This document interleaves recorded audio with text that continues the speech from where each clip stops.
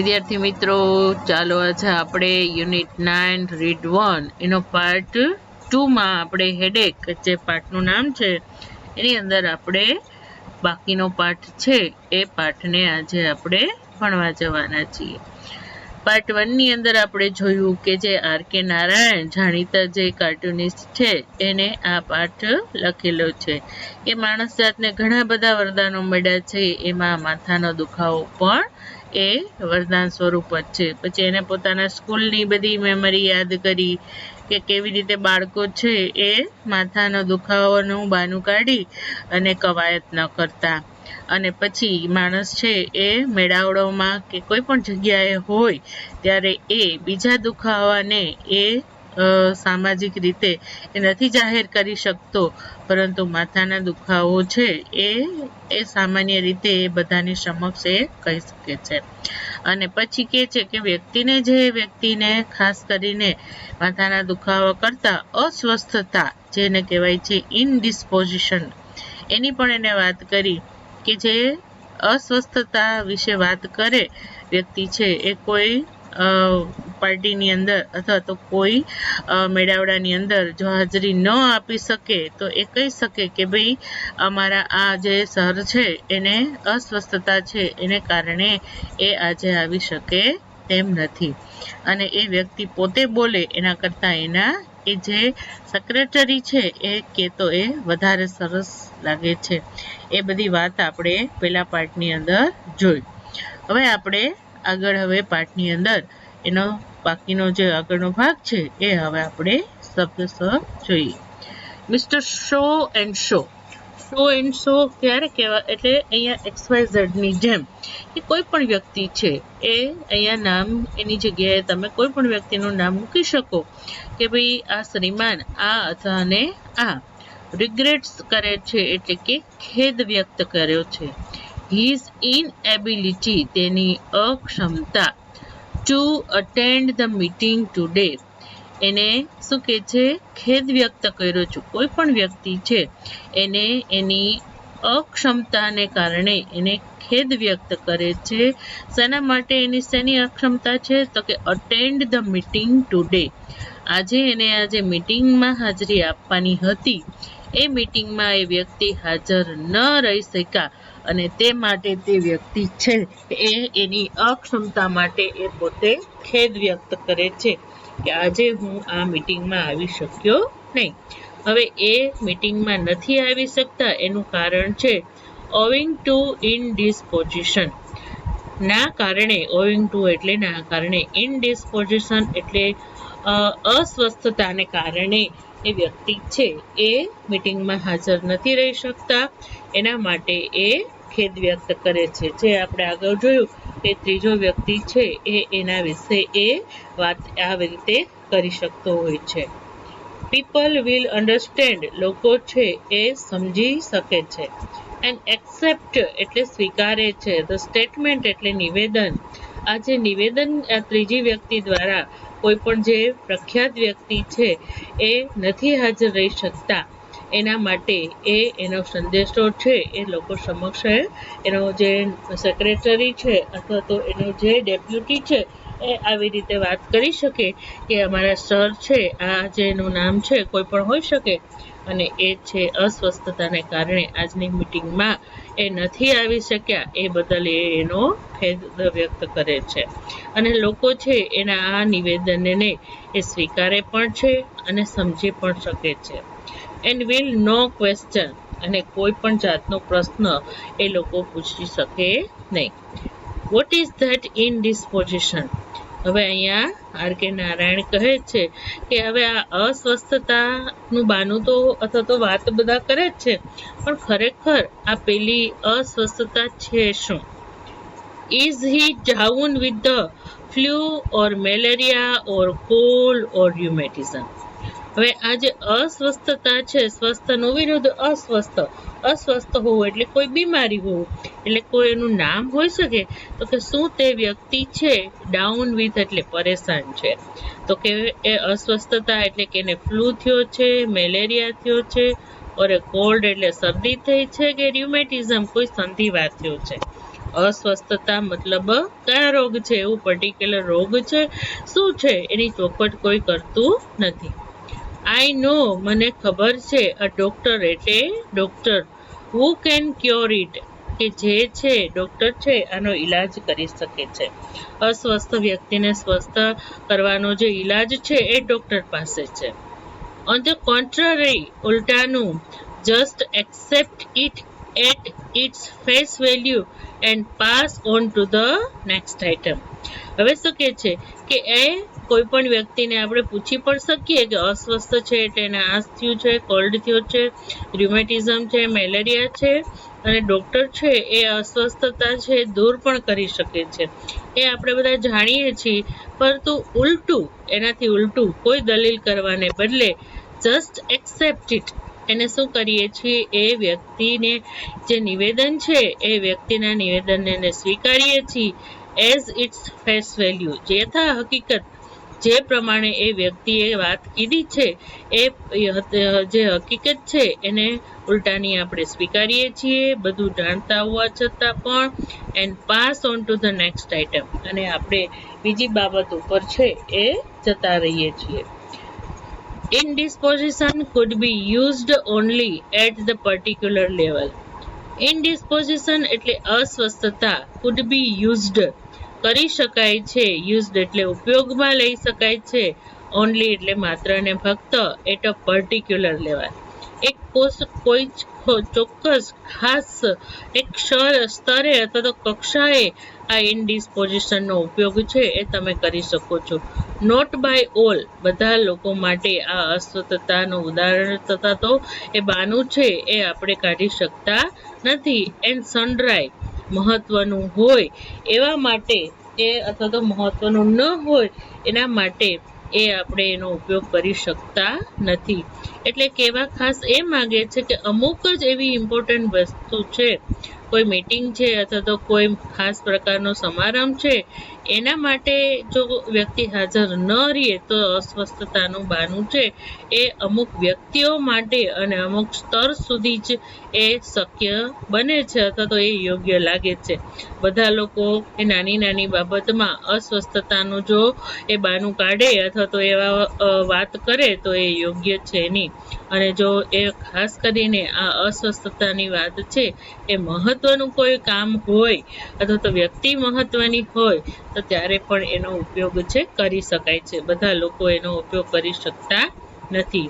હવે કોણ નથી કરી શકતું, તો કે અ સ્કૂલ બોય, એક શાળાનો છોકરો, હુ સેઝ, તે કહે છે કે I am indisposed, I want to be let of.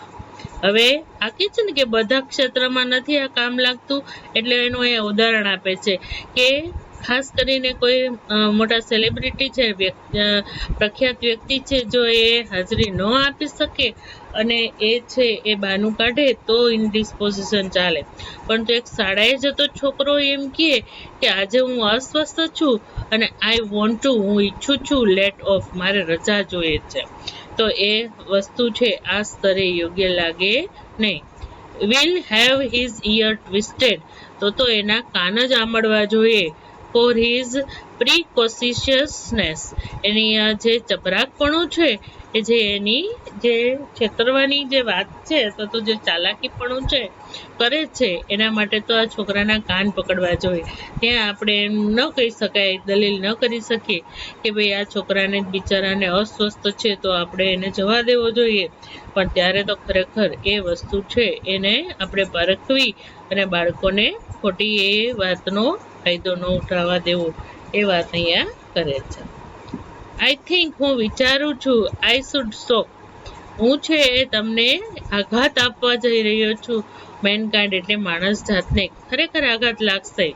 If I suddenly sad, જો હું અચાનક કહું, ધેર ઇઝ નો સચ થિંગ, એવી કોઈ વસ્તુ જ નથી, એઝ અ હેડેક, માથાના દુખાવા જેવી કોઈ વસ્તુ જ નથી, ઓર ઇનડિસ્પોઝિશન, એ અસ્વસ્થતા જેવી કોઈ વસ્તુ જ નથી ને. જો હું અચાનક એમ માણસ જાતને કહું ને તો માણસ જાતને આઘાત લાગે કે હે માથાનો દુખાવો જ ન હોય, અમને તો થાય છે, અસ્વસ્થતા કોઈને ન હોય, પણ અહીંયા આર કે નારાયણ કહે છે કે એ બાના કાઢવા માટે એ વસ્તુનો ઉપયોગ લોકો કરતા હોય છે, પણ ખરેખર એ જે વ્યક્તિ કહેતી હોય છે કે આજે હું અસ્વસ્થ છું કે મને માથું દુખે છે, એ ખરેખર એ વ્યક્તિને એ વસ્તુ હોતી નથી. એ માટે કહેવા માંગે છે કે માણસ જાતને આઘાત લાગશે જો હું એને કહીશ કે અસ્વસ્થતા કે માથાનો દુખાવો હોતો જ નથી. It is all just an excuse. આ તો બધા માત્ર ને માત્ર શું છે? બાના છે. ઇન એલિગન્ટ, બધાને પસંદ પડે એવું. ફોલ્સહુડ, એવું જૂઠું છે કે બધા લોકોને પસંદ પડે અને બધા લોકોને ગળે ઉતરી જાય એવું એક ખોટું છે, જૂઠું છે, બાનું છે, એમ કહેવામાં માંગે છે. For have I not seen dozens of headache cases walking or driving about the gaily to be seen everywhere except where they ought to be at the particular hour.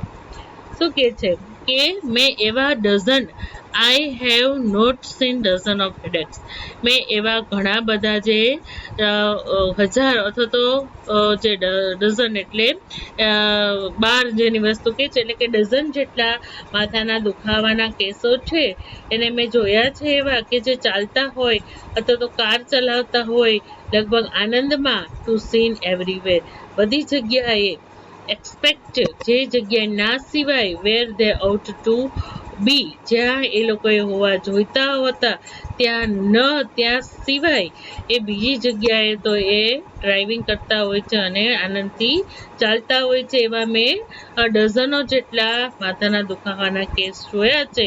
Two be at the particular hours, બીજી જગ્યાએ, જે જગ્યાએ હોવા જોઈએ ત્યાં ન, તે સિવાય ની બીજી જગ્યાએ એ વ્યક્તિઓ આનંદથી ફરતા હોય છે.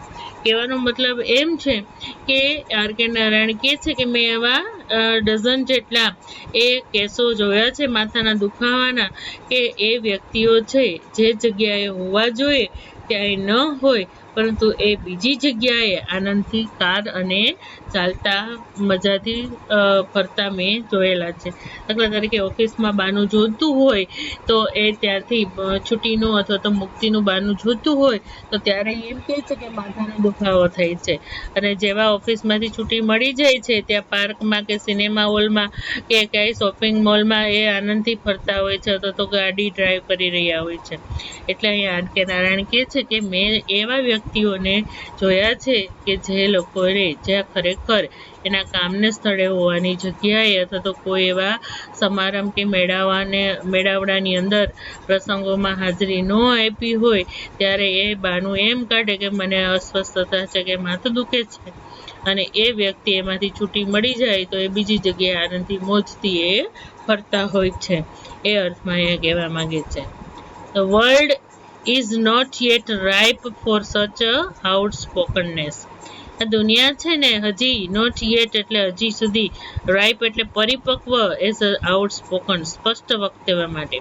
કે ખરેખર આ હવે શા માટે લોકો એવું કરે છે ને કે એના માટે હવે એની પાછળનું રહસ્ય પણ આપણને સમજાવે છે કે દુનિયા હજી એટલી પરિપક્વ નથી થઈ. તમે કોઈને સ્પષ્ટ વક્તવ્ય અથવા તો સ્પષ્ટ વાત એ લોકો પચાવી શકે ને એવા માટે હજી દુનિયા છે એ હજી પરિપક્વ નથી, એટલે લોકો છે એવા ખોટા બાના કાઢે છે. અ મેન કેન નોટ સે, માણસ કહી નથી શકતો, I am not attending the meeting today, આજે હું આ મીટિંગમાં હાજરી નથી આપી રહ્યો, since I don't feel I like, મને એ જરાય ગમતું નથી એમાં મને મીટિંગમાં આવવું, એમ એ વ્યક્તિ છે એ કહી શકતો નથી. Clerk who writes to his master, clerk છે એ જે એના માલિકને લખે છે કે I am not attending the office today because I am not inclined to look at any paper today. હવે જો કોઈ ક્લાર્ક હોય એના માસ્ટરને એમ ન લખે કે આઈ એમ નોટ અટેન્ડિંગ, શું કહે છે, જો ક્લાર્ક છે એના સાહેબને અથવા તો એના શેઠને એમ લખે કે હું આજે ઓફિસ આવવા નથી માંગતો કારણ કે I am not inclined to look, હું એ જોવા નથી ઈચ્છતો અથવા તો મારો મૂડ નથી to look at the any paper today. આજે કોઈ પેપર તપાસવાનો મને મૂડ જ નથી કે મને ઈચ્છા જ નથી એવું એ જે માસ્ટર જો લખીને દે ને પોતાના ક્લાર્ક છે એ પોતાના માસ્ટરને લખીને દે ને તો શું થાય કે વિલ લોઝ હિઝ જોબ, તો એની નોકરી વહી જાય. ક્લાર્ક છે એના સેટને એમ કહે કે આજે હું ઓફિસે નહીં આવું, મારે પેપર જોવાનો મૂડ જ નથી, મારે જ નથી જોવાની ઈચ્છા, તો સીધે સીધું જો સ્પષ્ટ કહી દે ને તો માલિક છે એને નોકરીમાંથી કાઢી મૂકે. પરંતુ એની જગ્યાએ whereas he quite at the liberty to say that he is down with the headache.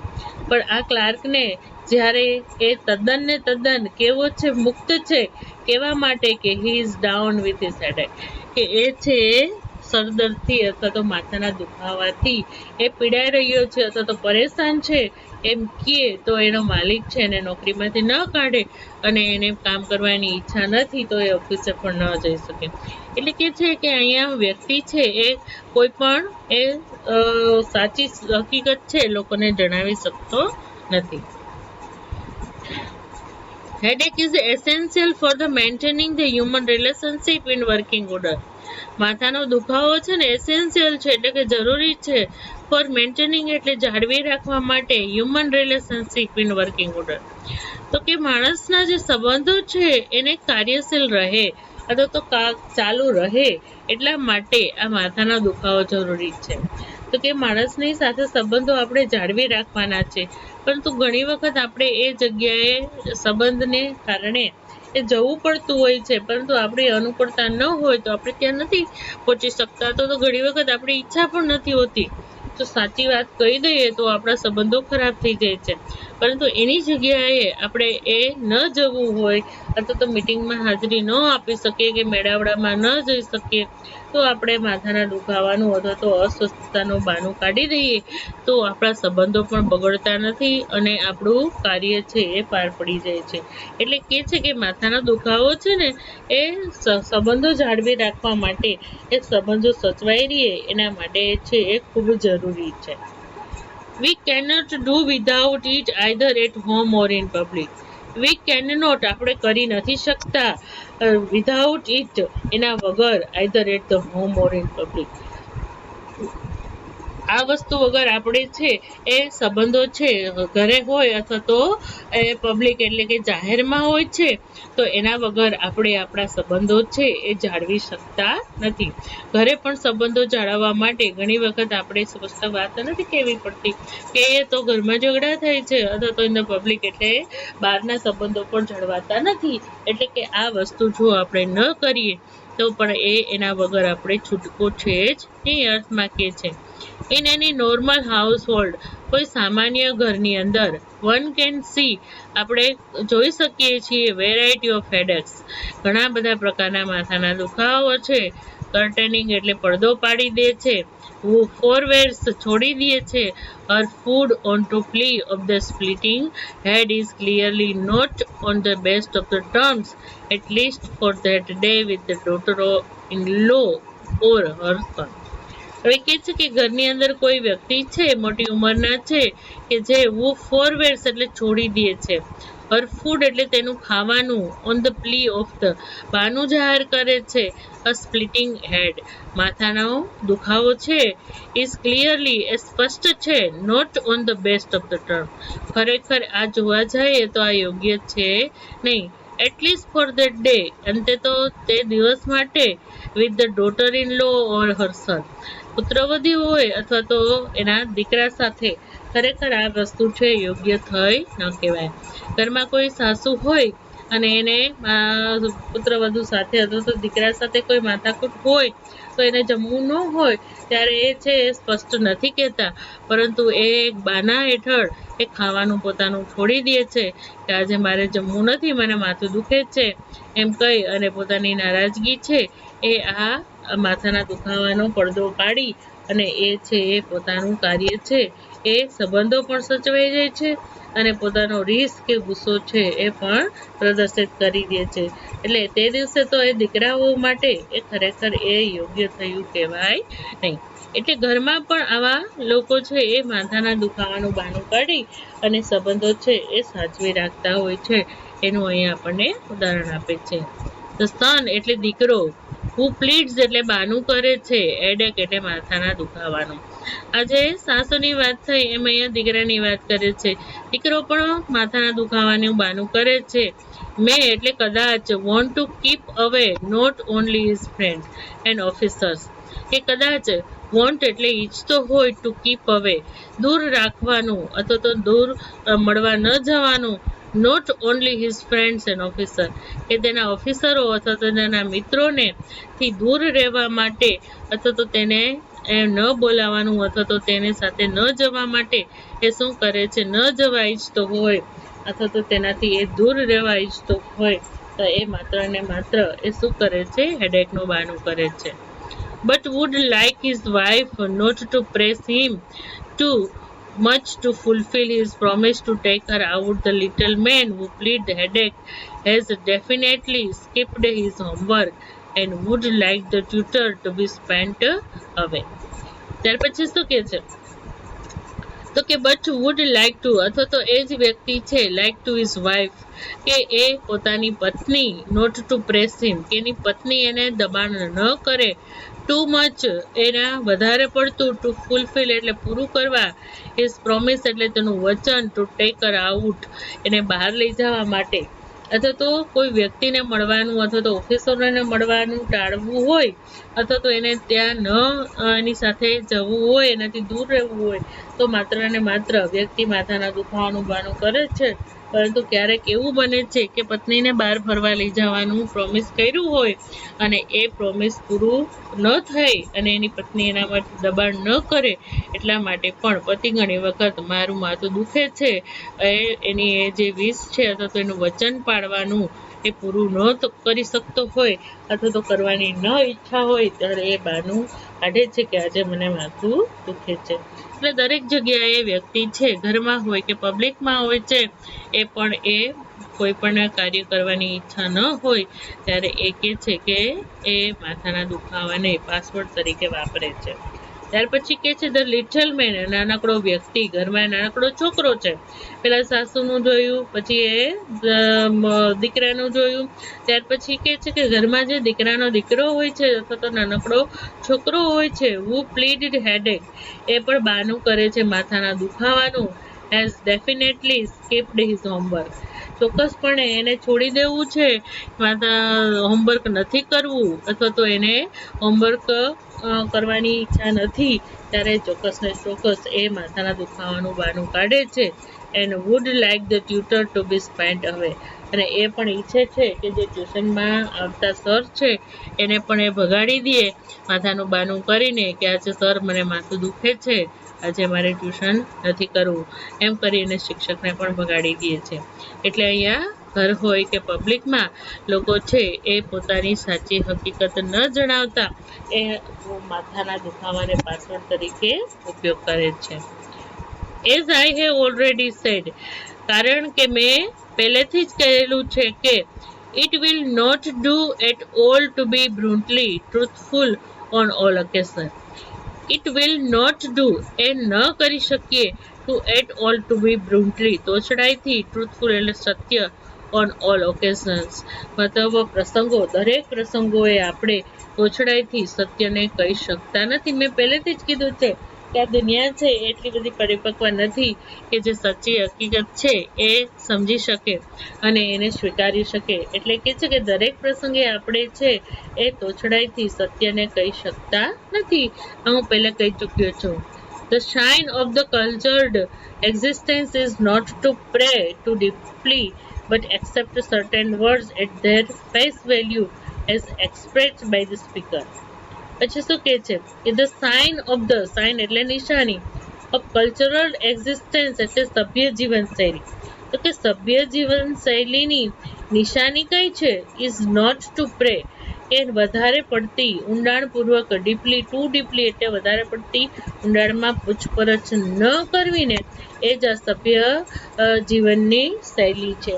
એટલે કે કોઈ વ્યક્તિના જીવનમાં વધારે પડતી પૂછપરછ ન કરો ને તો એ તમે ખરેખર સભ્ય અથવા તો સસંસ્કૃત સમાજના સભ્ય છો. બીજાના જીવનમાં ડોક્યું ન કરવું, એટલે કે કોઈ વ્યક્તિ છે એ તમને એ પોતાના જીવનની હકીકત નથી જણાવવા માંગતો તો તમારે વધારે પડતી પૂછપરછ કરવી જોઈએ નહીં. તેના વાતને તમારે સ્વીકારી લેવાની છે. બટ એક્સેપ્ટ એટલે સ્વીકારી લ્યો, સર્ટેન એટલે ચોક્કસ, વર્ડ્સ એટલે શબ્દો. એટલે આ જ કહે છે ને કે બીજા વ્યક્તિઓ છે એ પોતાની હકીકતને નથી જણાવવા માંગતા તો તમે પણ આ સભ્ય સંસ્કૃત સમાજના વ્યક્તિ તરીકે એના જે વાત છે એમાં પણ ઊંડાણપૂર્વક જાઓ નહીં, કે પૂછપરછ ન કરો અને તમે જે ચોક્કસ શબ્દ કહે છે એને સ્વીકારી લ્યો એટ ધેર ફેસ વેલ્યુ, યથા હકીકત, કે જે તમને શબ્દ દ્વારા જે હકીકત જોવા મળે છે તેને તમે સાચી માની લ્યો અને સ્વીકારી લ્યો. વધારે પડતી ઊંડી પૂછપરછ ન કરો, કારણ કે એ આ સભ્ય જીવનશૈલીની નિશાની છે. As expressed by the speaker, કે જે વ્યક્તિ બોલે છે એના દ્વારા તમને જે વાત કહેવામાં આવે છે, જે શબ્દ તમને સાંભળવામાં આવે છે એને તમે સ્વીકારી લ્યો, ઊંડાણપૂર્વક પૂછપરછ ન કરો. Headache has become such a confirmed habit.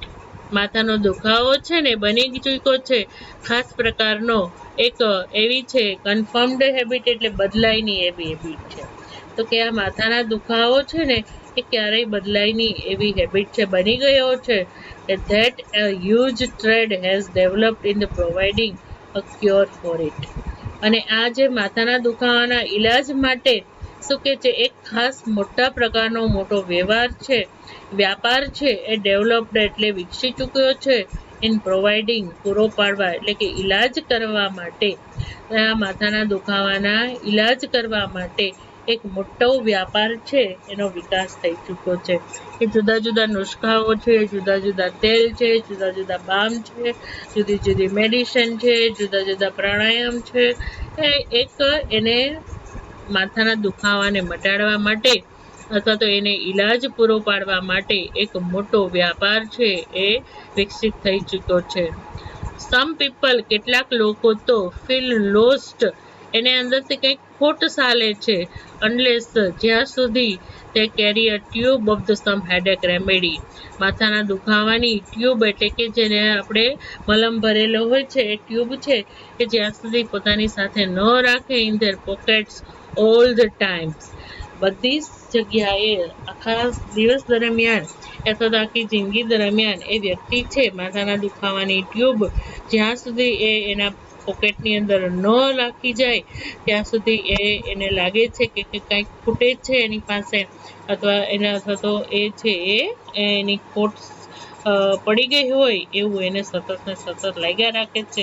એટલે માથાના દુખાવો છે એક જીવનનો અભિન્ન અંગ બની ગયો હોય તેમ લોકો છે એ ગમે ત્યારે માથું દુખશે તો મારી પાસે ખિસ્સામાં આ ટ્યુબ પડી છે, હું લગાવી લઈશ તો માથું મટી જશે, એમ એ લોકો છે એ કાયમ ને કાયમ એ પોતાના ખિસ્સામાં આવી એક ટ્યુબ રાખે છે કે, અને ન હોય તો એને એમ લાગે કે કાંઈ ખૂટે છે. એન્ડ ઓપ્ટિશિયન, એટલે ચશ્મા બનાવનારા, ગીવ ગ્લાસીસ ગેરંટી, એ કાચમાં ગેરંટી એટલે ખાતરી આપે છે, ટુ રિલીવ એટલે રાહત આપશે હેડેક. એટલે ખાસ કરીને માથાના દુખાવાનું બીજું કારણ છે ચશ્માના નંબર પણ હોય છે. એટલે જ્યારે વ્યક્તિને માથું દુખે છે એટલે ખાસ કરીને બતાવવા જાય છે ચશ્માના નંબર માટે.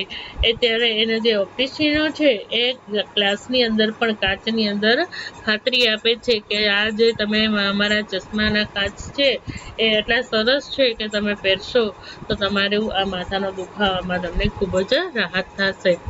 એ પણ આવા પ્રકારના એ મોટા વેપારો છે એ ઓપ્ટિશિયનો પણ એ માથાના દુખાવામાં રાહતને બદલે છે એ લોકો એવી ખાતરી આપી અને ગ્લાસમાં પણ એ ખાતરી આપે છે.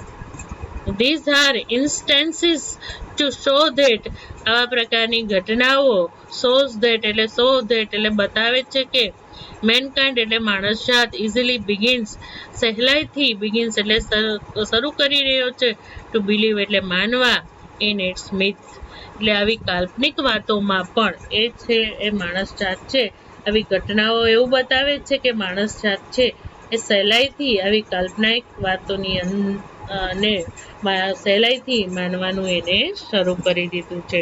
એટલે એ આ માણસ જાતને એક માથાના દુખાવો છે એક વરદાન તરીકે લોકો જ્યારે સભ્ય સમાજની શૈલી છે કે કોઈ વ્યક્તિને પોતાની સત્ય હકીકત ન જણાવતા અને આવા બાના છે એ લોકો કાઢી છે. અને એના માટે આચાર્ય નારાયણ પણ કહે છે કે ખરેખર આપણો દેશ અથવા તો એ જે સમાજ છે એ એટલો બધો પરિપક્વ નથી કે સાચી હકીકત છે એ સમજી શકે છે. અને ખરેખર છે એ લોકોએ આવા પ્રકારની એ વાત છે એની અંદર ઊંડાણપૂર્વક પૂછવું પણ ન જોઈએ અને પછી એને હકીકત છે એને સ્વીકારવી જોઈએ. તો ચાલો આપણને આજે માથાના દુખાવા વિશે ઘણી બધી માહિતી મળી. તો ચાલો આપણે આજે આ પાઠને આજે આપણે પૂરો કરીએ છીએ અને આશા છે કે તમને ભણવાની મજા આવી હશે. તો ફરી પાછા આપણે નવા યુનિટ સાથે ફરી મળીશું. ત્યાં સુધી બાય.